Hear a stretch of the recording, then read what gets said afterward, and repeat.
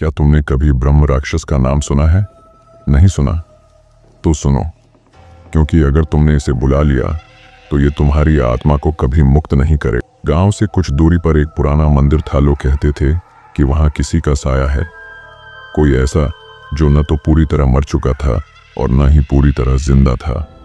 वह था ब्रह्म राक्षस। ये कोई आम राक्षस नहीं था, ये वो था जिसने अपनी मृत्यु से पहले असीमित ज्ञान प्राप्त किया था, लेकिन गलत शक्तियों के प्रभाव में आकर वह अधूरी आत्मा बन गया। अब वह सिर्फ अंधेरे में रहता, मगर जिसे भी वह पकड़ लेता उसकी आत्मा को अपने शरीर में समा लेता। गांव के 3 लड़के रवि, मोहित और सूरज इस कहानी को झूठ मानते थे। एक रात हिम्मत दिखाने के लिए वे उस मंदिर की ओर निकल पड़े।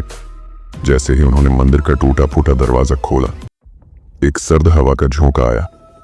हवा नहीं, मानो कोई सांस ले रहा हो। फिर एक अजीब सी फुसफुसाहट सुनाई दी। कौन आया है?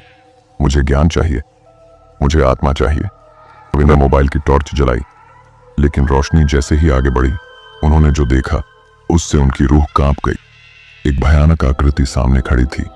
लंबे बढ़े हुए नाखून, लाल चमकती आंखें, शरीर पर जली हुई भगवा चादर और मुंह से टपकता काला लार। वह धीरे धीरे आगे बढ़ रहा था। तुमने मुझे बुलाया, अब तुम मुझसे बच नहीं सकते। और फिर सुबह जब गांव वालों ने मंदिर के पास जाकर देखा तो वहां सिर्फ 3 खून से सने जले हुए निशान थे और एक दीवार पर लिखा था, जो ज्ञान का दुरुपयोग करेगा वह मेरी तरह भटकेगा सदा के लिए।